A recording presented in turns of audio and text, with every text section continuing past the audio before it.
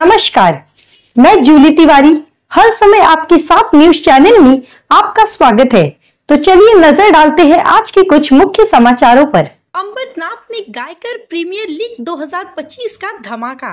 शानदार cricket tournament में युवाओं का जोश, समाज सेवा की मिसाल बने किशन गायकर और चेतन गायकर। अंबरनाथ शहर के जावसाई गांव में समाज सेवा का बड़ा नाम बन चुकी किशन गायकर और उनके बेटे चेतन गायकर ने एक और भव्य आयोजन कर समाज में अपनी गहरी छाप छोड़ी। वर्षों से समाज के हित में रक्तदान शिविर, छठ पूजा, हल्दी कुमकुम और क्रिकेट स्पर्धा जैसे कई आयोजन कर चुके ये पिता पुत्र समाज सेवा को नई ऊंचाइयों तक ले जाने में जुटे हैं। किशन गायकर का स्पष्ट मानना है कि 80% योगदान समाज के लिए और 20% राजनीति के लिए है। सड़क, बिजली, पानी की समस्याओं से लेकर आम जनता के सुख दुख में हमेशा साथ खड़े रहने वाले किशन गायकर अब अंबरनाथ में जनता के सेवक के रूप में पहचाने जाते हैं। युवा पीढ़ी का भरपूर समर्थन मिलने के बाद चेतन गायकर ने समाज के उभरते हुए क्रिकेट खिलाड़ियों के लिए एक शानदार टूर्नामेंट आयोजित करने का फैसला किया। इस फैसले के महज एक महीने के अंदर चेतन गायकर ने पूरी व्यवस्था कर गायकर प्रीमियर लीग 2025 का आयोजन किया। टूर्नामेंट की भव्यता और जोश ने पूरे अंबरनाथ में हलचल मचा दी, जिससे स्थानीय युवाओं ने बढ़ चढ़कर हिस्सा लिया और अपनी प्रतिभा का प्रदर्शन किया। इस भव्य आयोजन में अंबरनाथ नगराध्यक्ष अरविंद वालेकर, शिवसेना की नीता परदेसी, जयश्री गुप्ता, नीतीश जाधव, देवा ग्रुप फाउंडेशन, भगवान शिरोशी, आधार अपंग कल्याणकारी संस्था, रविंद्र जाधव, अंबरनाथ युवा सेना के स्वप्निल भांबरे, बाला मानुश्री, पद्माकर दिघे और निकेत सिंह समेत कई प्रतिष्ठित हस्तियां उपस्थित रही। सभी ने इस शानदार टूर्नामेंट की सराहना करते हुए चेतन गायकर के प्रयासों की जमकर तारीफ की। टूर्नामेंट में खिलाड़ियों को जबरदस्त प्रोत्साहन मिला। रूस कैप्टन भूषण वालेकर की टीम ने पहला स्थान हासिल किया, जबकि डीएमएम डिफेंस जावसाई अंबरनाथ की टीम ने दूसरा स्थान प्राप्त किया। विजेताओं को भव्य पुरस्कारों से सम्मानित किया गया, जिससे खिलाड़ियों का हौसला और बढ़ गया। कार्यक्रम के अंत में किशन गायकर और अरविंद वालेकर ने चेतन गायकर के इस सफल आयोजन की सराहना की और युवाओं को समाज सेवा और खेल में आगे बढ़ने के लिए प्रेरित किया।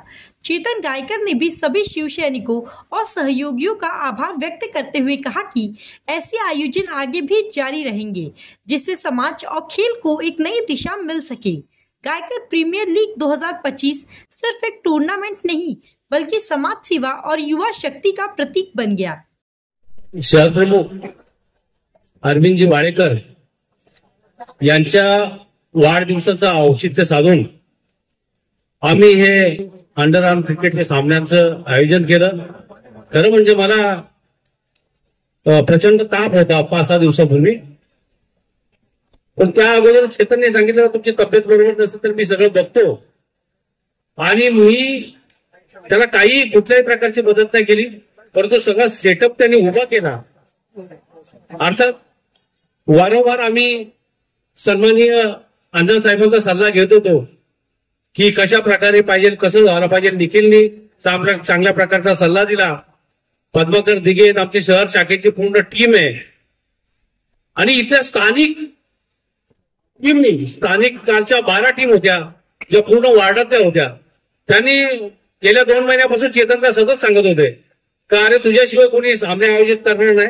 म्हटलं असं काही नाही, परंतु वेळ आल्यावर मी करीन असं तो बोलत होता, आणि त्यांच्या वाढदिवसाचं औचित्य साधून शेवटी या अंडरआर्म क्रिकेटचे सामने आम्ही आयोजित केले।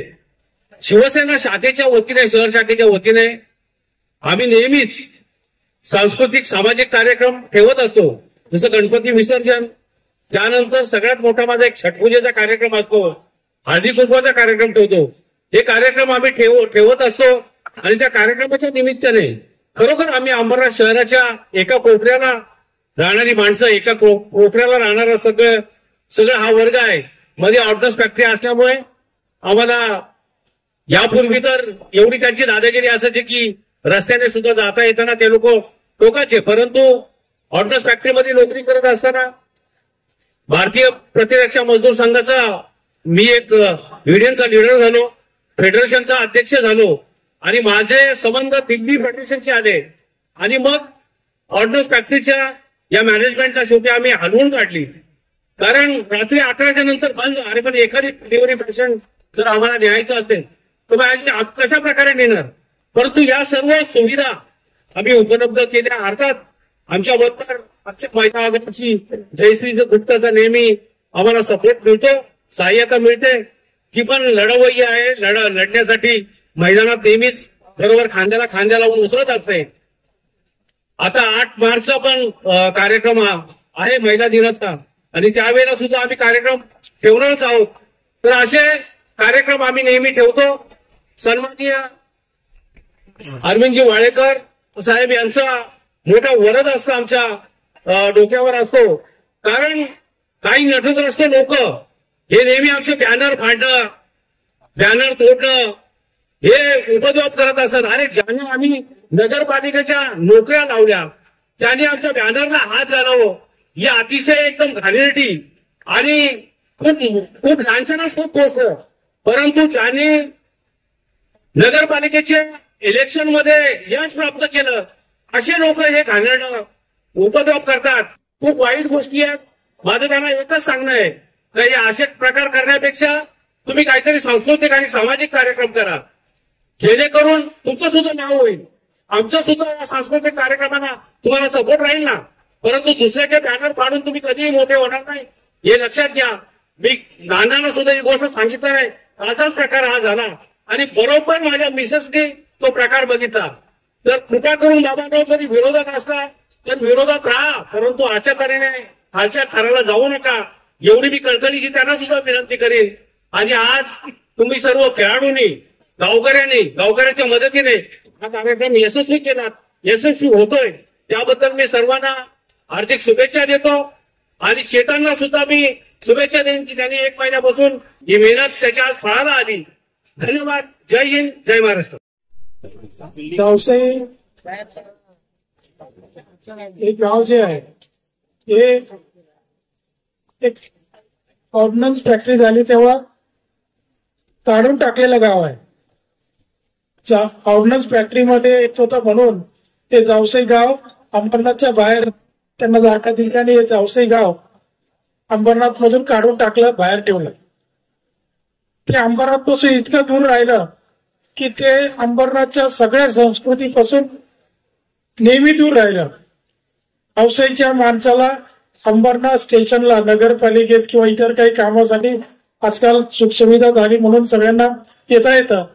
परंतु काही वर्षापूर्वी जावसाई मधला माणूस हा कित्येक महिने अंबरनाथ शिवाजी चौक, अंबरनाथ शिव मंदिर, भाजी मार्केट त्याला माहिती नव्हतं. अशा गावामध्ये जे आज क्रिकेटचे सामने भरवले, त्या बिल्डिंग व्हायला लागल्या, लोक वेगवेगळी राहायला आली, सगळ्यांना सगळं काही पाहिजे.